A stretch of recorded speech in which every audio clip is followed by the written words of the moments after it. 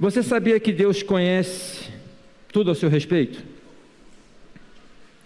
Você sabia que Deus discerne todos os sentimentos nesse caldeirão que por vezes é o seu coração, o meu coração? Quando nós não conseguimos discernir, quando nós não conseguimos nomear, Deus conhece, Deus nomeia.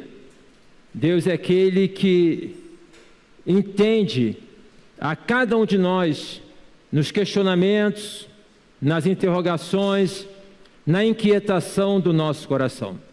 Cada um tem dentro de si um mundo que é um abismo, digamos assim. A palavra alma, no grego, é psique. É psique. E não podemos traduzir psique por mente. Como eu já disse aqui uma ocasião, a mente mente. A nossa mente mente, ela engana a gente. Aqui quem é psicólogo aqui entende um pouco melhor do que eu estou falando, mas todos aqui, a mente nos leva por vezes a podermos pensar de uma maneira que é um pensamento totalmente equivocado. Totalmente equivocado. Quantas vezes aqui você já pensou que não passo de hoje? Alguém já pensou assim? Não passo de hoje. Não vai dar certo. E olha só, você está aqui. Olha aí, irmão Josiane. Estava lá na Andorinhas e está aqui. Então observem bem como que a nossa mente, por vezes, ela nos leva a umas construções de pensamentos que são pensamentos que não são próprios, não são verdadeiros. Louvado seja Deus por isso. Então, psique não pode ser por mente, pura e simplesmente, mas por alma, por esse nosso mundo interior. E aí talvez a palavra no hebraico para psique nos ajude um pouco melhor nesse sentido, porque a palavra no hebraico para alma é nefesh. E nefesh é uma palavra em que ela tem um sentido de goela, de abismo, de profundidade. Então, quando o salmista, em um dos seus salmos, ele fala da minha alma, quando, por exemplo, fala que a minha alma está angustiada, ele está ali tentando nomear um campo que não tem como ser nomeado. Daí também que quando a Bíblia fala em Hebreus, que Deus é aquele que discerne lá nas juntas e medulas, não é? Não está falando de uma questão fisiológica, mas está falando de um espaço subjetivo em que nós não conseguimos penetrar. Nós não nos conhecemos, mas Deus nos conhece. Mas Deus te conhece. Deus sabe o que você está sentindo. Deus sabe o que você está passando. Conhece. Deus é especialista em gente. Eu tenho dito e repito que Jesus entende a gente porque Jesus se fez gente como a gente.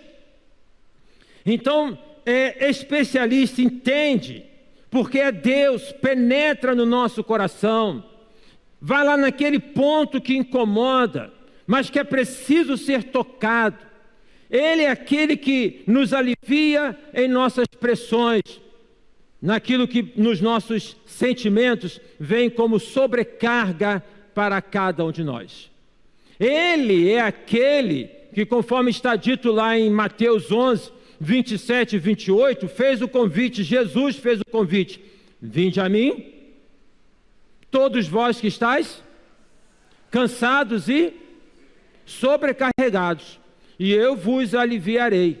Então observem bem essa construção: venham a mim vocês que estão cansados, mas não somente cansados, vocês que também estão o quê? Sobrecarregados. Irmão, você está cansado? Você tem andado com esse cansaço de abatimento? Irmão, irmã, você tem andado sobrecarregado? Você tem andado numa perspectiva em que você está levando um peso que se diz que é sobre-humano, e se é sobre-humano, você não consegue levar, porque é sobre-humano, e você é humano. Deus entende o que está acontecendo com você. Deus sabe o que está no seu coração. Eu quero compartilhar com vocês, à luz disso, a história de uma mulher que procurou o Senhor Jesus, mas que ao encontrá-lo, ela não proferiu palavras.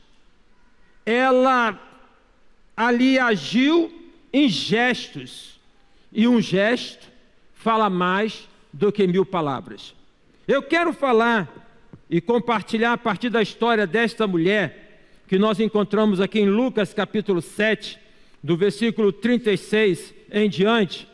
Eu quero falar sobre quebrantados. Porque se tem uma coisa que a dor, o sofrimento, não é? Os sentimentos que tomam a nossa alma, que agitam o nosso mundo, eles podem promover, se nós permitirmos isso, nós estaremos tirando bom proveito do sofrimento, estaremos tirando bom proveito da dor, é que o sofrimento é uma oportunidade ímpar para o quebrantamento. Para o quebrantamento. Nós precisamos ter um coração quebrantado, como o coração desta mulher. Vamos ler a história dela? Lucas, capítulo de número 7, versículo 36 em diante. Diz assim a palavra de Deus. Um dos fariseus convidou Jesus para que fosse jantar com ele. Jesus, entrando na casa do fariseu, tomou lugar à mesa. E eis que uma mulher da cidade, pecadora, sabendo que ele estava jantando na casa do fariseu, foi até lá com um frasco feito de alabastro cheio de perfume. E estando por detrás, aos pés de Jesus, chorando, molhava-os com as suas lágrimas e os enxugava com os próprios cabelos. Ela beijava os pés de Jesus e os ungia com o perfume. Ao ver isto, o fariseu que o havia convidado disse consigo mesmo: se este fosse profeta, bem saberia quem é este tipo de mulher. Se este fosse profeta, bem saberia quem e que tipo de mulher é esta que está tocando nele, porque é uma pecadora. Jesus se dirigiu ao fariseu e lhe disse: Simão, eu tenho uma coisa para lhe dizer. Ele respondeu: diga, mestre. Jesus continuou: certo credor tinha 2 devedores. Um lhe devia 500 denários e o outro devia 50. E como eles não tinham como que pagar, o credor perdoou a dívida de ambos. Qual deles, portanto, o amará mais? Simão respondeu: penso que é aquele a quem mais perdoou. Jesus disse: você julgou bem. E voltando-se para a mulher, Jesus disse a Simão: você está vendo esta mulher? Quando eu entrei em sua casa, você não me ofereceu água para lavar os pés. Esta, porém, molhou os meus pés com lágrimas e os enxugou com os seus cabelos. Você não me recebeu com um beijo na face. Ela, porém, desde que entrei, não me deixou de beijar os pés. Você não ungiu a minha cabeça com óleo, mas esta com perfume ungiu meus pés. Por isso, afirma a você que os muitos pecados dela foram perdoados, porque ela muito amou. Mas aquele a quem pouco se perdoa, pouco ama. Então Jesus disse à mulher: os seus pecados estão perdoados. Os que estavam com ele à mesa começaram a dizer entre si: quem é este que até perdoa pecados? Jesus disse à mulher: a sua fé te salvou. Vai em paz. É uma história muito bonita, e aqui em Lucas ela aparece de uma maneira indeterminada, mas ela aparece também em outros textos da palavra de Deus. Por exemplo, Mateus 26, de 6 a 13, Jesus é ungido em Betânia. Depois Marcos, capítulo 14, de 3 a 9, também vai falar de uma mulher Jesus também é ungido em Betânia. E depois em João capítulo 12, né, nos primeiros versículos, também vai contar a história de que Jesus é ungido em Betânia. O que nos leva aqui a podermos entender que os evangelistas não estão falando propriamente da mesma mulher. Não é só uma pessoa que precisa de Deus no mundo, não é só você, não sou só eu. Tem muitas pessoas precisando, tem muitas pessoas ávidas de poderem ser aliviadas. Vamos aqui então nos deter na história desta mulher, que aqui em Lucas não tem o nome dela. E quando na Bíblia eu me deparo com um texto como este, em que não é citado o nome da pessoa, eu entendo que é para poder significar de uma maneira muito pertinente. Ela na verdade tem a ver com todas as pessoas. Tem a ver com todas as pessoas, tem a ver com todos nós. Todos nós temos lá nossas limitações, todos nós temos lá nossas paixões, todos nós temos lá o nosso sofrimento, e todos nós somos pecadores. Todos nós somos pecadores.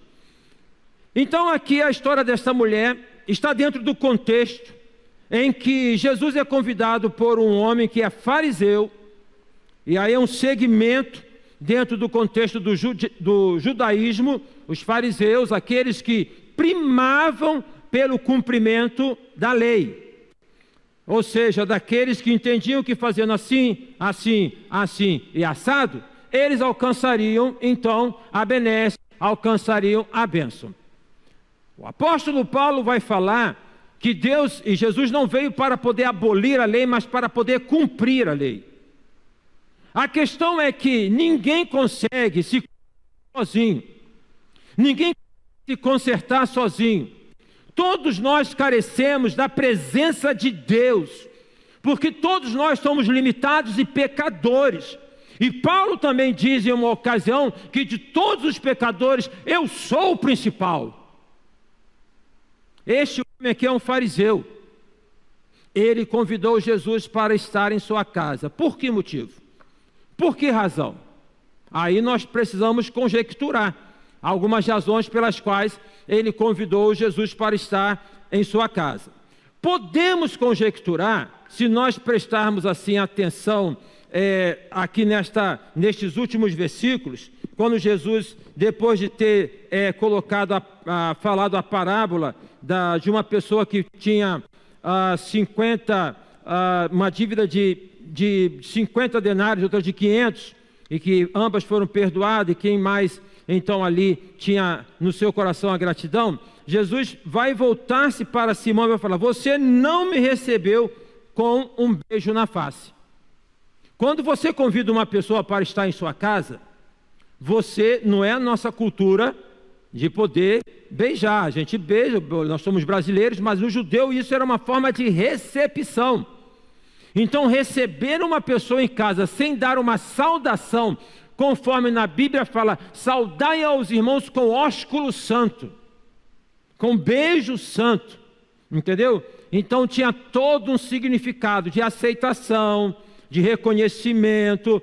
Era ali alguém que era reconhecido como sendo alguém importante, alguém que estava sendo recebido com dignidade.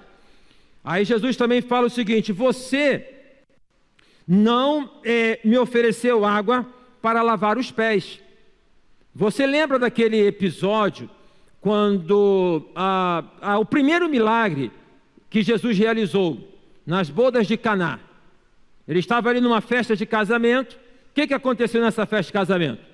Acabou o vinho, certo? Acabou ali algo que era importante para a continuidade da festa. Porque naquele tempo, a festa não era uma festa de 1 hora, de 2 horas, de 3 horas.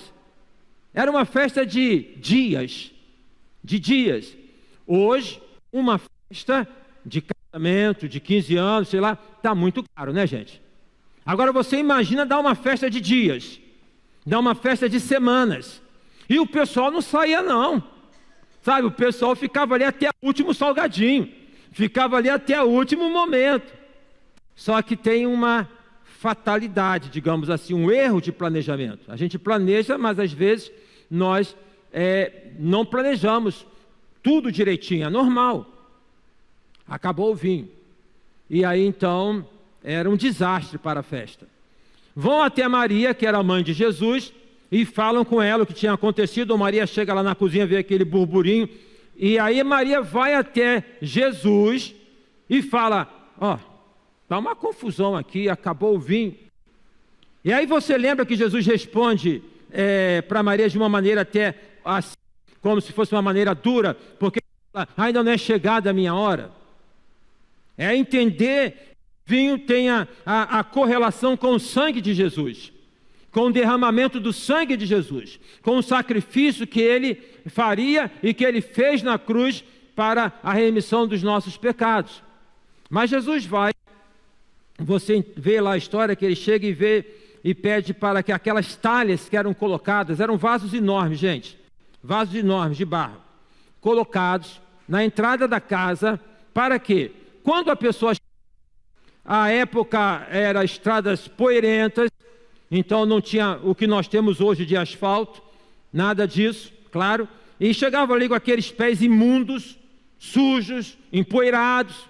Cabia então ao escravo poder, assim, se ajoelhar para poder lavar os pés daquele que ali chegava. Olha só essa atitude, olha só essa posição. É de alguém que está ali se humilhando, digamos assim. Hoje pela manhã nós vimos Jesus, ele agiu desta maneira. Quando estava com os discípulos, ele tirou a sua toalha que estava em torno das suas vestes, pegou a toalha do escravo e lavou os pés, para poder mostrar que nós devemos ser assim também. Ou seja, que não podemos agir com orgulho, com presunção. Pois bem, Jesus então chega para aquelas pessoas que ali estavam, e aquela água que era usada para lavar os pés, que já estavam aqueles vasos vazios, ele fala: ponham água aí. E depois o que aconteceu? Depois o que aconteceu? Gente, quando Jesus faz milagre, não tem estardalhaço, né? Não tem negócio de ficar soltando fogo. Põe a água aí. E depois, pega o vinho aí. Simples assim. Põe a água aí e pega o vinho aí. Então, um milagre que Jesus transformou a água em vinho. Ou seja, Jesus levou a alegria onde a tristeza estava ali se aproximando e se instalando. Jesus levou, então, a paz onde a turbulência estava se configurando. Ou seja, agora, aqui Jesus fala para Simão, o fariseu: olha, eu cheguei em casa e você não teve a deferência, não teve a preocupação de me lavar os pés. Então, não me saudou com um beijo. Então, não é bem-vindo. Não lavou os meus pés. Também é uma outra demonstração que não é bem-vindo. E o que diz também aqui o texto? Observe bem aí. Você não ungiu a minha cabeça com óleo. Então, eram 3 ações da época, da cultura, ao receber alguém em casa, e alguém como sendo alguém de um rabino, como Jesus, este de poder saudar com o ósculo santo, era este de poder lavar os pés, e era este de poder colocar como se fosse um perfume na cabeça da pessoa. Hoje fez calor, gente? Está quente? Mas imagina o deserto. Imagina o deserto. Suor, não é? Correndo. E o corpo tem os seus odores. Então era a forma de poder trazer esse frescor, de poder trazer essa fragrância, de poder trazer este simbolismo de recepção. Nada disso foi feito. Você, Simão, não fez nada disso. Então nós podemos aqui falar que o convite que Simão fez para Jesus pode ser visto ou pode ser tido como sendo uma armadilha. Ele chamou Jesus para estar na casa dele, para poder, como alguns fariseus já haviam feito e fizeram, poder pegar Jesus em alguma coisa ali, uma armadilha, certo? Fizeram desta maneira. Ou seja, quer ter Jesus próximo, mas não quer ter relacionamento íntimo com ele. Você conhece gente assim? Você tem agido assim? Convida Jesus, mas não quer relacionamento íntimo com Ele? Não quer essa intimidade com Ele? Você convida Jesus, mas fica com o coração fechado? Olha, Deus, Ele tem toda a capacidade de poder arrombar qualquer porta, de poder jogar por terra qualquer muralha. Está aí o projeto Jericó, em nome de Jesus. Deus tem poder, mas quando se trata do coração do homem, portanto, do meu coração, do seu coração, está dito lá em Apocalipse: eis que estou à porta e bato. Se você ouvir a minha voz e abrir a porta, eu entrarei e cearei com você. Ou seja, Deus, o Jesus Cristo, o Espírito Santo, ele não é da ordem de ser invasivo. Então, não adianta estar como que fosse perto de Deus fisicamente, mas longe de Deus no coração. Os fariseus eram aqueles que se intitulavam como estando perto de Deus, se arrogavam como sendo aqueles que estavam próximos de Deus, mas estavam verdadeiramente longe de Deus.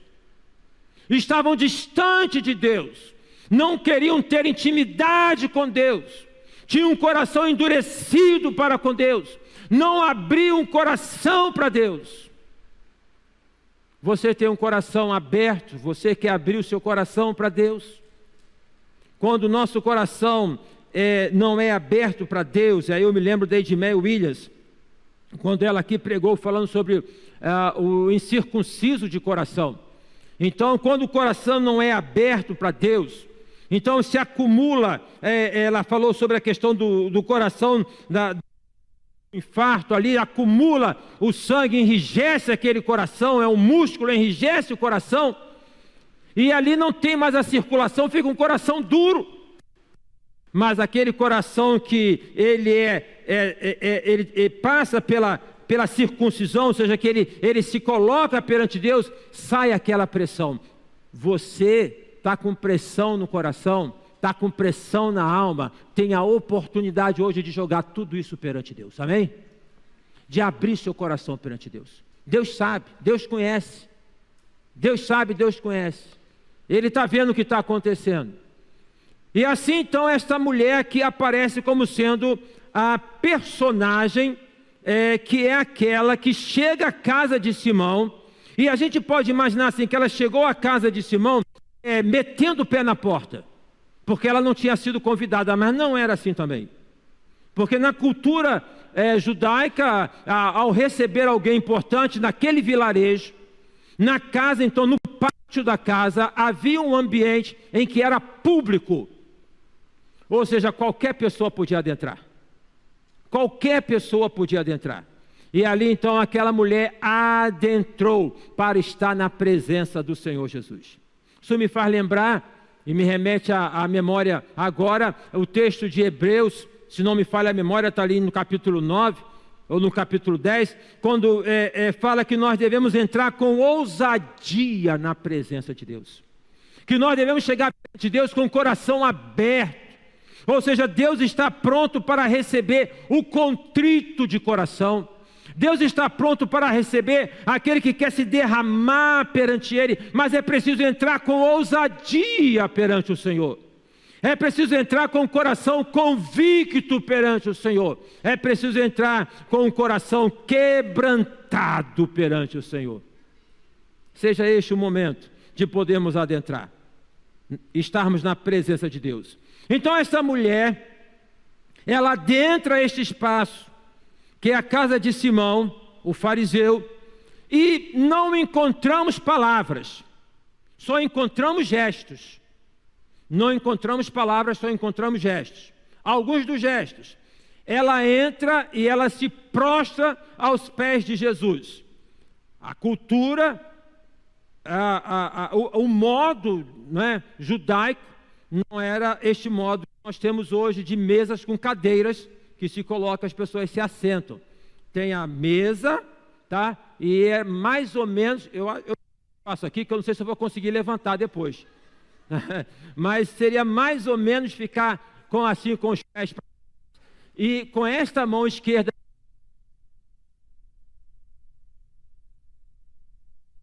a pessoa estaria tomando o alimento, com a mão esquerda apoiada e com a mão esquerda tomando o alimento, os pés para trás. Então esta mulher, ela adentra, e ela então ali perante o Senhor Jesus, primeira coisa, ela entra chorando. Ela entra chorando. Então o choro é uma representação de uma mulher que está aqui, ó, que está mobilizada até aqui, que está tomada pela emoção até aqui, que está numa panela de pressão. Ela entra daquela maneira porque ela sabe que ali perante ela está alguém que pode aliviar a pressão, amém? Aqui entre nós está alguém que pode aliviar a pressão de todo e qualquer coração. Aqui entre nós está aquele que nos convida para que possamos nos derramar perante Ele, para abrir o coração perante Ele. Aqui está o Deus Pai, o Deus Filho, o Deus Espírito Santo, para poder acolher cada lágrima, expressão de dor, de sofrimento, de desamparo, né? De traumas, de tantas histórias. Essa mulher começa a chorar, ela está mobilizada. Ato contínuo, ela tem um vaso de alabastro, que era algo que toda mulher judia trazia, um cordão pendurado aqui com um vasinho de alabastro. O vaso de alabastro, ele tem uma semelhança com o mármore, ok? Então é um vasinho como se fosse feito de mármore, pequenininho ali, um perfume, onde tinha um perfume. Lá em Mateus e em Marcos também, vai falar que um dos perfumes colocados, no caso da mulher que ungiu o Senhor Jesus, era o nardo. E o nardo é um perfume caríssimo à época. Era um perfume caríssimo, diz o texto. E aqui Simão vai falar o seguinte: se ele soubesse quem é essa mulher, que é uma pecadora, não estaria permitindo que ela tocasse. Daqui a pouco eu falo sobre isso. Mas lá em Mateus, lá em Marcos, é outra história, vai falar o seguinte: esse desperdício, tudo que nós colocamos perante Deus não é desperdício, minha gente. Tudo que nós apresentamos a Deus não é desperdício. Quando nós colocamos a nossa vida perante Deus, não é desperdício. Amém, irmã Virgínia? Não é desperdício. Então o convite é de entregar a vida ao Senhor. Isso me faz lembrar aquela história que eu já compartilhei também com os irmãos em outros momentos, daquele jovem que ouviu uma palavra e que tocou no coração dele, e quando o pastor fez o apelo, quem queria entregar a vida ao Senhor Jesus que viesse à frente, ele resistiu, e ele não veio. E chega ao final, na despedida da congregação, ele fala assim: pastor, a mensagem tocou no meu coração, eu quase que fui lá na frente. O pastor: mas por que você não foi? Ele falou assim: pastor, eu sou muito novo, eu não posso desperdiçar a minha vida sendo crente. Não tem gente ainda hoje que pensa assim? Fala sério. Tem, muitos jovens, nós temos que orar pelos jovens, temos que orar pelos adolescentes, na flor da idade, com os hormônios explodindo. Não posso desperdiçar minha juventude. Não tem também adulto que pensa dessa maneira? Tem. Não posso desperdiçar a minha vida. Entregar a vida ao Senhor não é desperdiçar. A Bíblia fala, o Senhor Jesus fala que aquele que, na verdade, deixa a sua vida por amor a Deus, ele perde a sua vida por amor a Deus, ele recebe a vida. Ele alcança a vida. A vida só se tem na presença do Senhor Jesus. Amém, irmãos?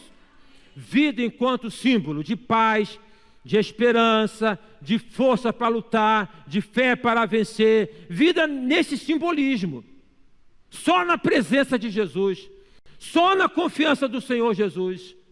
Então, ela trazia um vaso de alabastro, 300 denários. Denário era o salário de um dia de trabalho. Então, eu fiz as contas, se fosse hoje, considerando o salário mínimo, poderia ser outro salário, mas considerando o salário mínimo, seria algo em torno de 16 mil reais. Dá para imaginar isso? Vai às vezes dar uma oferta para o Senhor, fica assim, ó, tem escorpião no bolso. Mas essa mulher quebrou um vaso de alabastro com um perfume, se é aqui não diz no texto que era de nardo, mas lá que valia 16 mil reais. 16, e quando abria, não tinha como botar uma gotinha e guardar o resto. Era tudo. Meus irmãos, olha como é que a Bíblia tem uns simbolismos bonitos. Então é tudo perante o Senhor. É como diz um cântico que entoávamos há tempos atrás: quando tudo perante o Senhor estiver e todo o teu ser Ele controlar, só então has de ver que o Senhor tem poder quando tudo deixares no altar. Deixa, irmão, no altar, irmão. Entrega a tua vida nas mãos de Deus. Coloque-se perante o Senhor. Quebrante-se perante o Senhor. Derrame-se perante Deus. Essa mulher então quebrou este vaso de alabastro e derramou o perfume perante o Senhor Jesus. E ela, com as lágrimas, e não era um chorinho, então era um choro de soluçar, ela molha os pés de Jesus e tinha lá o lenço. Era cultura andar com lenço. A mulher, a gente vê os países do Oriente Médio ainda tem essa cultura em alguns lugares. Ela tira o lenço e tem aquele cabelão. Eu estou imaginando que ela tem um cabelão, certo? E ela pega o cabelo e enxuga os pés de Jesus com o cabelo. Alguns vão falar que a ação desta mulher em poder tirar o lenço, pegar o cabelo e enxugar os pés do Senhor Jesus com o cabelo era um ato de sedução. Era uma questão erótica. Mas ali está uma mulher que está com o coração quebrantado. Ali está uma mulher que ela não está nem aí para a lei. Ela não está nem aí para o que vão pensar. Ali ela está, eu estou aqui perante Deus, a oportunidade é essa, o momento é esse, e eu não quero ficar imaginando o que, vai pensar, o que não vai pensar. Seria como, mal comparando, eu não sei, estamos na congregação e aí o irmão fala, amém! Aí o outro, né? Aí o outro fala, aleluia! Aí o outro. Tá? Porque quebra aquele paradigma, aquilo que é dado ali. Então essa mulher quebrou todos os paradigmas. E na verdade o Senhor Jesus veio ao mundo quebrando os paradigmas. Se fazendo na forma de homem. Estamos aí aproximando-nos do Natal. Quebrando o paradigma de um Deus distante, de um Deus que está alienado, nunca esteve, nunca estará. Deus tem atenção para você. Deus olha para você. Independente da idade que você tenha, seja uma criança. Seja uma criança. Nós não podemos desprezar o sentimento de uma criança. Deus entende. Deus olha para aquela criança. Seja um adolescente, um jovem, um adulto, um ancião, seja pobre, seja rico, seja preto, seja branco, seja culto, seja inculto, Deus olha para o coração. Deus não olha para a tua roupa, Deus não olha para o teu carro, Deus não olha para a tua conta, Deus não olha para a tua casa, Deus olha para o teu coração. Ele olha para o que está no teu coração. E a Bíblia diz que a um coração contrito o Senhor jamais rejeitará. Então esta mulher ali age desta maneira, não tem palavras, não tem palavras. Eu fico me perguntando nesse texto o seguinte, o que trouxe essa mulher até o Senhor Jesus? O que fez com que ela chegasse ao Senhor Jesus? Aqui no capítulo 7 de Lucas, tem um relato de vários milagres. Talvez ela tenha tomado conhecimento desses milagres. Talvez ela tenha tomado conhecimento lá da questão de Betânia, não sei, né? Mas ela vem a Jesus, como, quem sabe, a última alternativa da vida dela. Olha, irmãos, por vezes tem pessoas que chegam na igreja e que procuram, falando assim, pastor, é a última alternativa na minha vida. É a última alternativa. Tem gente que está com aquele pensamento de atentar contra a própria vida, tirar a própria vida, está no desespero total, e elas buscam. E louvado seja Deus que buscam. E nós temos que abrir os braços e falar, vem, vamos orar, vamos abraçar.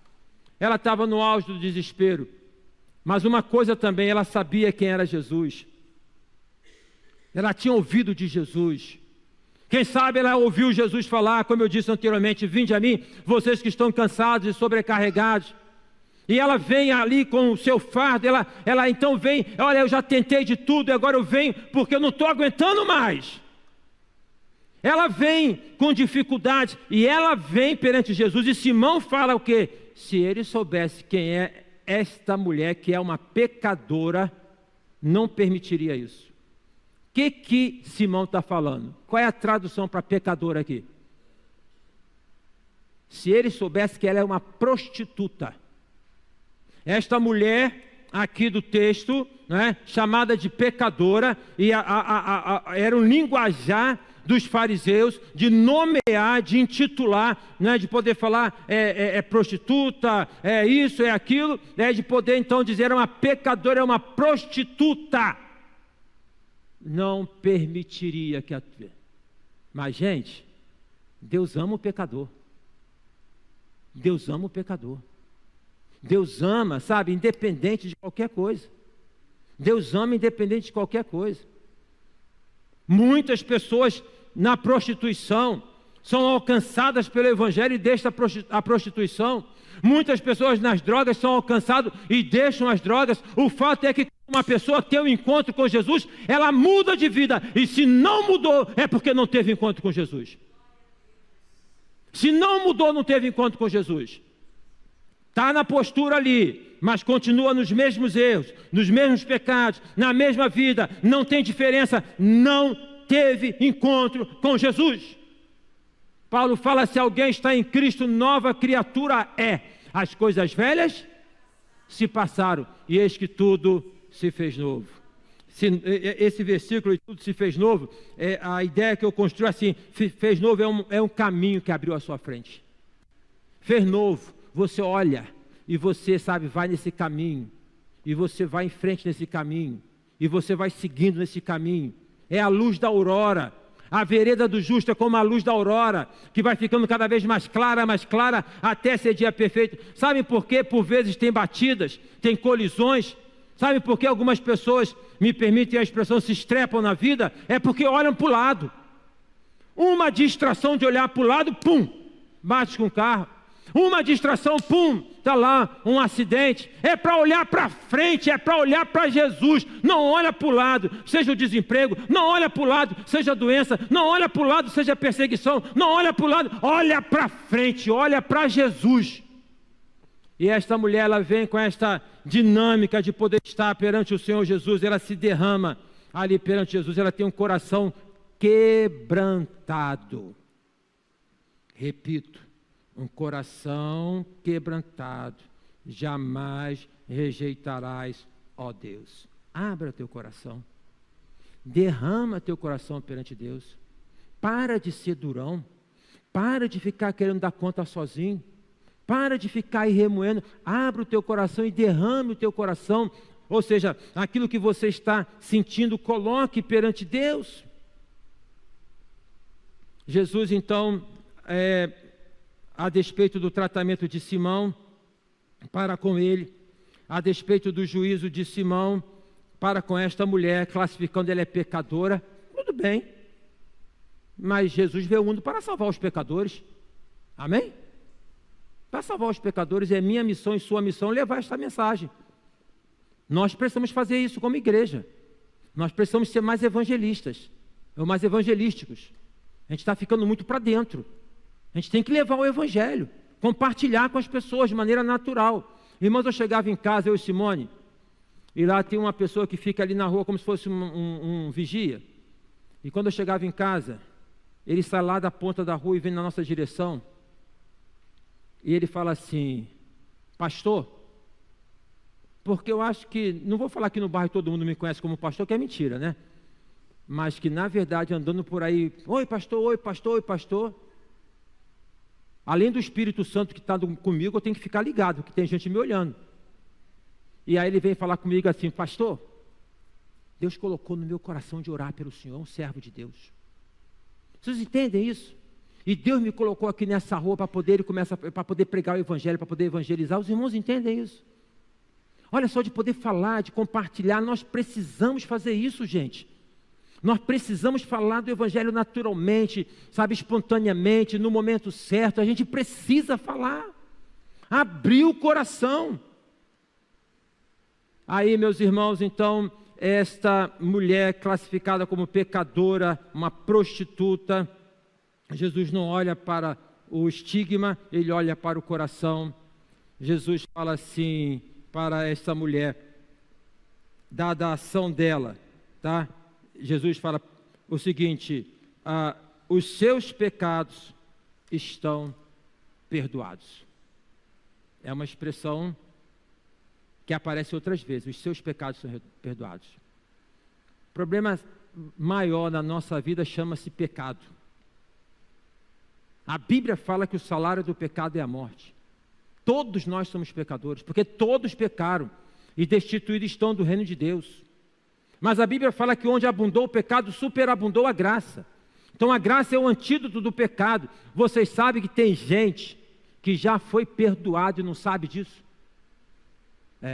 Tem crente, já foi perdoado, mas fica remoendo. Irmão, tu já foi perdoado, meu filho. Já foi perdoado, não tem que ficar remoendo nada não. Não tem que ficar aceitando indireta do capeta não.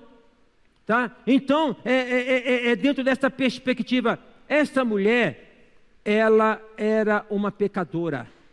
E todo pecador carece do perdão de Deus. Perdão de Deus que anula a culpa. 1 João fala que se a tua consciência te condena, maior é Deus.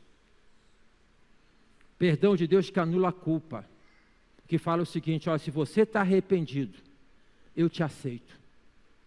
Se você reconhece os teus pecados, eu te aceito. A parábola do filho pródigo é a prova clara disso. Uma outra coisa que nós observamos aqui é que Jesus, depois de ter dito para esta mulher, os teus pecados estão perdoados, e ele foi questionado por isso: quem é este que perdoa pecados? Porque os fariseus entendiam que só o cumprimento da lei. Jesus falou para ela o seguinte: a sua fé te salvou. A fé é o que tira a gente do lamaçal. A fé é que nos tira de uma condição de trevas e nos coloca na maravilhosa luz do Senhor Jesus. A fé em Deus. A fé é o que nos conecta com Deus. Do que adianta num calor como este, você tem lá um split na sua casa, mas o disjuntor está desligado. Você tem um ventilador, mas não está na tomada. A geladeira não está conectada. Não adianta nada. Então a fé é o que nos conecta com Deus. A energia está passando por aqui. Então está conectado, aí liga. Deus é poder. Ele é poder. E quando nós conectamos com Ele, esse poder flui através de nós. Ele vem dentro de nós e purifica-nos dos nossos pecados. O que significa dizer que o inimigo não tem mais que ficar se andando ali com a gente, acusando, culpando. Então a tua fé te salvou, irmão. Tem fé, irmão. Tem fé, irmão. Mas pastor, eu tenho fé, mas a minha fé é pequena. Meu filho, não precisa medir o tamanho da fé. Não precisa medir o tamanho da fé. Não precisa comparar com a fé. A fé é do tamanho de um grão de mostarda. A fé. A questão é você, a fé que te coloca perante Deus. Como a fé levou esta mulher a Jesus. Ela foi ali porque ela entendia que Jesus poderia salvá-la, libertá-la, tirar a opressão. É fé. Você está aqui como um ato de fé. E eu te convido nesta noite a você poder entregar a sua vida, entregar seus problemas ao Senhor Jesus com fé. Entrega teu caminho ao Senhor, confia nele e Ele tudo fará. Amém, irmãos? É nesta perspectiva. E aí, tendo dito isso, Jesus completa: vai-te em paz. Vai em paz. É bonito essa forma de despedida, e também não é a primeira vez que Jesus disse isso. Vai em paz. Vai em paz. A gente vive num mundo de inquietação, gente. A gente vive num mundo de depressão, gente. A gente vive num mundo em que a cada 40 minutos uma pessoa está atentando contra a própria vida. E para cada pessoa que se suicida, tem 8 ou 10 que tentaram e não conseguiram. Louvado seja Deus por isso. A gente está num mundo inquieto. A gente está num mundo de ansiedade. A criancinha já está ansiosa. Está agitada para lá e para cá. É energia, não ansiedade. Ansiedade, a internet está deixando a gente ansioso, gente. Isso é estudo. Eu estava lendo um livro, é estudo. Está deixando ansioso. Aquele negócio de ficar multiplicando imagem, está acabando com a gente. Está acabando com a gente. Estamos vivendo numa época em que de um lado tem uma promessa de bem-estar, mas por outro lado, meus irmãos, a humanidade está se dilacerando. O que está acontecendo com o mundo? O que está acontecendo com as pessoas? Quanta maldade, quanta crueldade, quanta violência, quanta estupidez, quanta ignorância. Falta de paz, coração inquieto. Falava eu e Simone com uma irmã hoje pela manhã. A irmã compartilhando, pastor, mas a dificuldade, tal, e faz isso e faz aquilo. Eu falei assim, irmã, quando uma pessoa está ferindo a gente, é porque ela está em conflito. Que Deus te dê graça. Se alguém está ferindo você, é porque está em conflito. Não tem paz no coração. E quer ver uma coisa que uma pessoa que não tem paz no coração odeia, é ver alguém em paz. Não é não? Porque ela não consegue ficar em paz, ela quer infernizar todo mundo. Não é? Ela quer desestabilizar tudo. Então nós precisamos pedir a Deus a graça, porque senão a gente sai da graça e briga com a pessoa. Mas aquela pessoa está sem paz. Vai em paz, nesta noite, ao sairmos daqui, que a paz do Senhor Jesus seja sobre a sua vida, amém? Que nós possamos ir em paz. Mas como, pastor? Deixando o teu problema aqui, deixando tua dificuldade aqui, deixando tuas lágrimas aqui, deixando a tua inquietação aqui, deixando os teus medos aqui, as suas ansiedades aqui, deixando os juízos que fazem sobre você aqui, deixando, sabe, as coisas que têm afligido, coloca nas mãos de Deus e vai em paz, meu filho, vai em paz. O Senhor Jesus Cristo disse, está lá em João, deixo-vos a paz, a minha paz vos dou, mas não vou lá dou como o mundo a dá. O mundo dá paz num cotoco de cigarro, o mundo dá paz numa relação sexual, o mundo dá paz num copo de bebida, o mundo dá uma paz que é passageira. A paz que o Senhor Jesus oferece é aquela que é dada e que toma a nossa vida de maneira plena. Irmão, você precisa descansar, você precisa relaxar, você precisa de paz, meu filho. Precisa de paz, paz no coração, paz do Senhor na tua vida, paz do Senhor na tua casa, paz do Senhor na tua família, paz do Senhor no teu casamento. Você precisa de paz, e o que você precisa é tudo que Deus tem para te dar. Vá em paz, vá em paz. O que nós aprendemos aqui com esta mulher é a perspectiva de coração quebrantado. Nesta noite, eu e você temos uma oportunidade de nos quebrantarmos perante Deus, de abrirmos nosso coração, de colocarmos perante Ele as nossas aflições, de nos colocarmos perante o Senhor humildemente, crendo que Ele pode todas as coisas. Nesta noite, eu e você temos uma oportunidade de nos achegarmos a Deus e sermos abraçados por Ele, e sermos acolhidos por Ele. Ele não vai julgar, não vai apontar, mas Ele vai nos abraçar. Amém, irmãos?